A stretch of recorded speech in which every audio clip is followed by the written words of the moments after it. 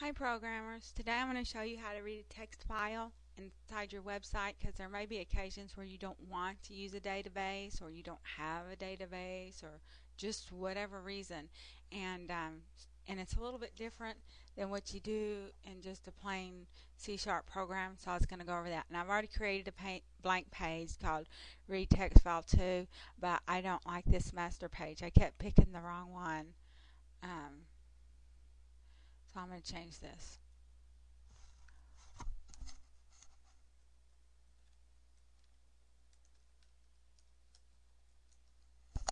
Let's see if this makes any difference. Sign.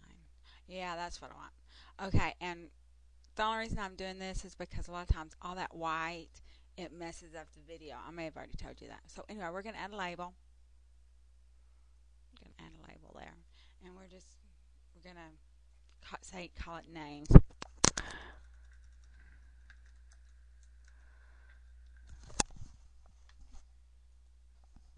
And I've got a text file just full of some names if we can find it.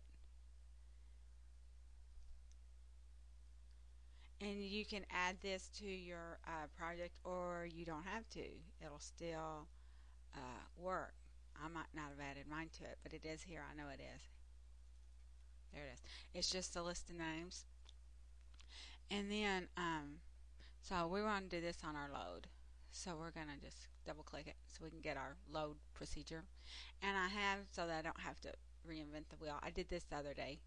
I did a bunch of stuff. And this was a test page.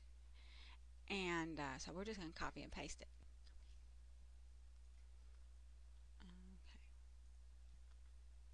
And I'll tell you what it is. Oh, one thing we got to do, we got to add some more up to this using. I forgot about that. Let's say system.io. See if that helps all those red lines. And then error label, we can change that to, I think we'll just change it in here to label 1.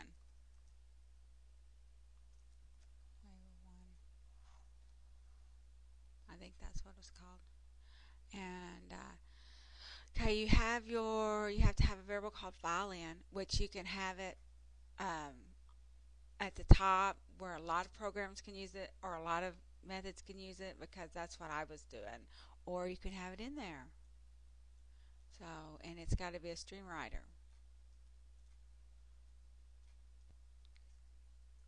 For this little program, or this little web page, we're just going to put it up here.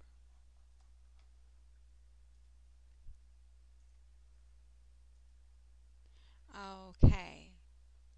What else we got to have? Oh, if there's an error, it tries to read it, and if it's an error, it says you the file's not found, but we know it's found.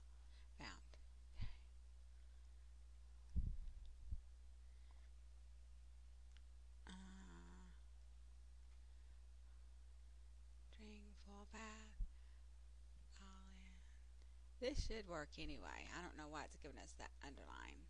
Let's see. Now you can load this on your website and it'll work the same way because I've done it. View in browser.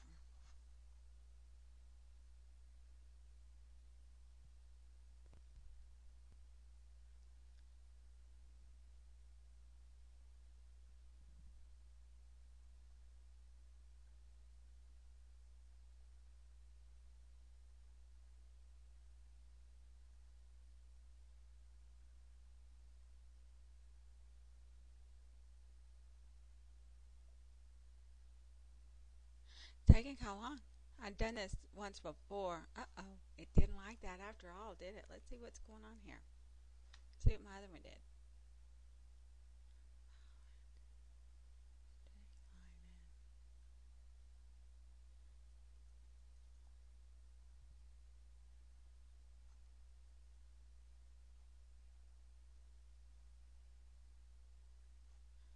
Why don't we move this to the top, see if it makes any difference.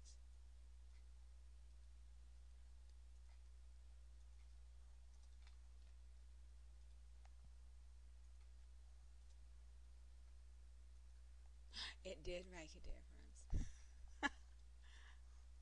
Okay, let's see what happens now.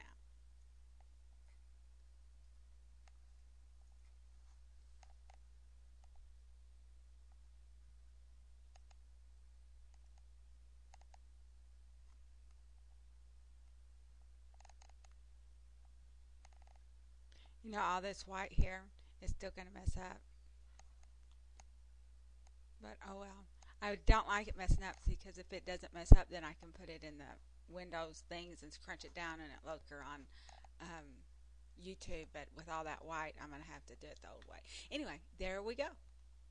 Here's we got names dash. We had all these names from the list. And I guess what I need to show you, the important thing that I need to show you that I didn't was this string full path. This request.mapppath. And then when you go to open the file, you open the full path. That is the key because we weren't doing that on any of our C# programs. And on the web page, it's it just is, especially if you're like on a server somewhere, it just messes up, and that'll make all the difference in the world for you. So why don't you give that a try?